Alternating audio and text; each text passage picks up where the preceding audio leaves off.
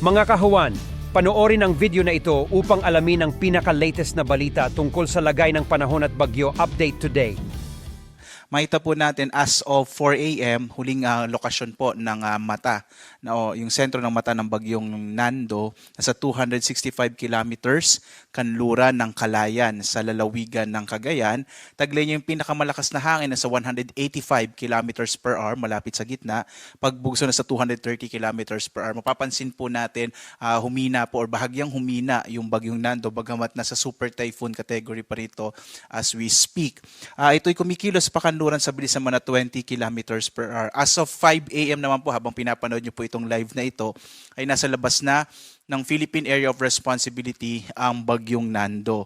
Samantala, patuloy pa rin yung pag-ira ng southwest monsoon, kaya malaking bahagi pa rin ng Luzon, kasama yung Kabisayan, ay makararanas ng medyo maulap na kalangitan na may kalat-kalat na mga pag-ulan, pagkilat, pagkulog. Sa mga kababayan natin sa Mindanao, ang inaasahan natin ay mga isolated rain showers and thunderstorms, lalo na sa hapon hanggang sa gabi. Samantala, minomonitor pa rin natin itong low pressure area na maaaring pumasok po ng Philippine Area of Responsibility ngayong araw. At sa kasalukuyan, naka-high chance, ibig sabihin malaki na yung posibilidad na ito ay maging bagyo within 24 hours. So posible po ngayong araw, earliest po today, latest po by tomorrow, early morning, may magiging bagyo itong binabantayan nating low pressure area. At kung sakaling maging bagyo po ito, tatawagin po itong Opong.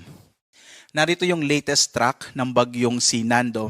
Sa ngayon nga po, nasa labas na ito ng Philippine Area of Responsibility.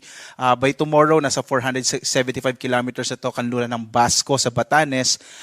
And then po after 24 hours, ito ay nasa 680 kilometers west ng Itbayat sa lalawigan ng Batanes. Makikita po natin, inaasahan natin ito kikilos papunta po sa may southern part ng China. So maapektuhan po nito yung katimugang bahagi ng China. At ang ating latest po pagdating sa mga tropical cyclone wind signal, as of now po, signal number 3 sa Ilocos Norte, northwestern portion ng Apayao, gayon din sa northwestern portion ng mainland Cagayan, kasama yung western portion ng Babuyan Islands.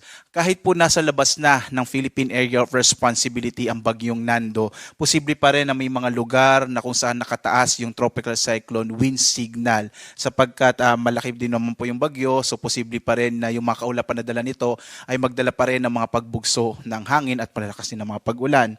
Samantala, signal number 2 sa Batanes, nalalabing bahagi ng Babuyan Islands, northern and central portion ng Cagayan, nalalabing bahagi ng Apayao, kasama rin yung Abra, Kalinga, western portion ng Mountain Province, northern portion ng Benguet, Ilocos Sur at northern portion ng La Union. Signal number 1 naman sa nalalabing bahagi ng Cagayan, kasamang Isabela, Quirino, Nueva Vizcaya, gayon din northern central portion ng Aurora, the rest of Mountain Province, Ifugao, rest of Benguet, the rest of La Union, Pangasinan, northern portion ng Zambales, northern and central portion ng Tarlac at ang northern and central portion ng Nueva Ecija. Yung susunod po na update natin as of 11, mamaya pong 11 a.m., posible pong mabawasan na significantly yung dami ng mga lugar na may tropical cyclone wind signal. But again po, kahit po nasa labas na ng Philippine Area of Responsibility, posible pa rin yung mga ilang lugar na may nakataas po na tropical cyclone wind signal. Mag-ingat pa rin po yung mga kababayan natin, lalong-lalo na sa mga lugar kung saan nakataas pa rin ang signal number 3, signal number 2, posible pa rin yung mga pagbugso ng hangin na dala ng bagyong si Nando. Samantala, so ito po yung hangin. Pagdating po sa ulan, sa dami ng ulan, ine-expect pa rin natin ang mga malalakas na mga pag-ulan, lalong-lalo na sa may area ng Ilocos region. Posible pa rin yung moderate to heavy rains, particular na sa nalalabing bahagi, kasama po yung Cordillera, nalalabing bahagi ng Ilocos region, sa Cagayan.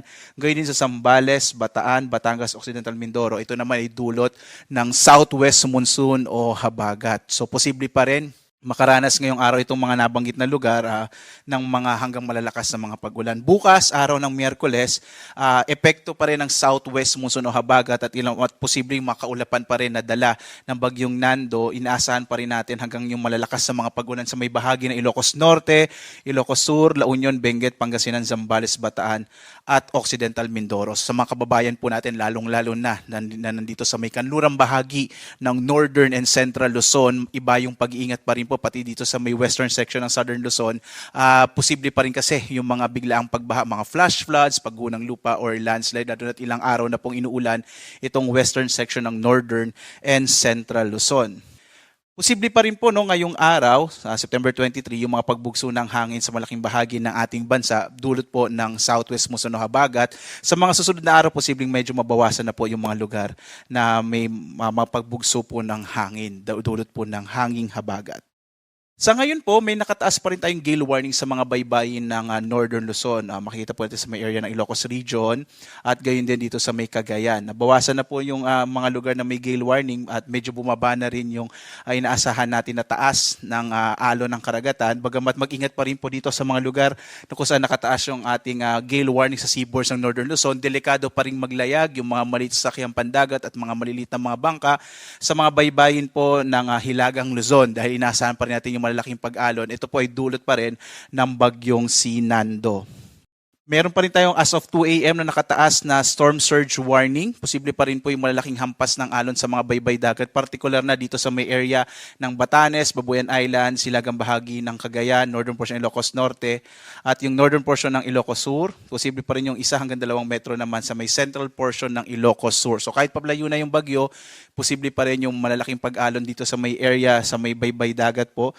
Posible pa rin magkaroon ng mga daluyong, no? Kaya iba yung pag-iingat pa rin po. Hanggat maaari ngayong araw, iwasan nyo muna pong pumunta sa mga beach ng mga nabanggit na lalawigan dahil nga posible yung maging delikado po dulot po ng daluyong o storm surge. Ito yung malalaking alon ng karagatan na maaring umabot po sa mga baybay dagat. May nakataas po tayo na mga heavy rainfall. Yung heavy rainfall warning, ito yung inaasahan nating malalakas na pag-ulan sa susunod na 3 oras. So dito po sa Northern Luzon, naka-red heavy rainfall warning sa Benguet, Ilocos Norte, Ilocos Sur, orange warning sa La Union at Abra, habang yellow warning sa Apayao, particular na sa bayan ng Calanasan, gayon din sa Pangasinan, Batanes at ilang bahagi ng Cagayan. Dito po sa may National Capital Region, yellow heavy rainfall warning naman sa Zambales at sa Bataan. So balikan po natin yung low pressure area na ating minomonitor. So ngayon po makikita natin high chance or malaki na yung posibilidad na ito ay maging bagyo within the day at papasok na rin ang Philippine Area of Responsibility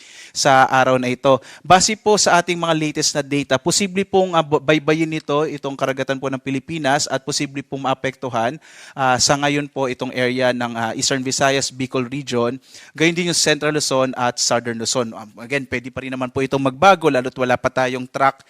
Pag naging bagyo po ito, saka po tayo magkakaroon ng mas certain na track or kung saan po dadaan itong magiging bagyo. Na kung sakali po ang magiging pangalan niya ay Opong. Kaya po tumutok po tayo sa pag-asa. So inaasahan kasi natin na kung maging bagyo po ito, towards the end of the week, magiging maulan na naman sa malaking bahagi ng Central Luzon, Southern Luzon, kasama yung Kabisayaan, kasama din dyan of course yung sa Metro Manila.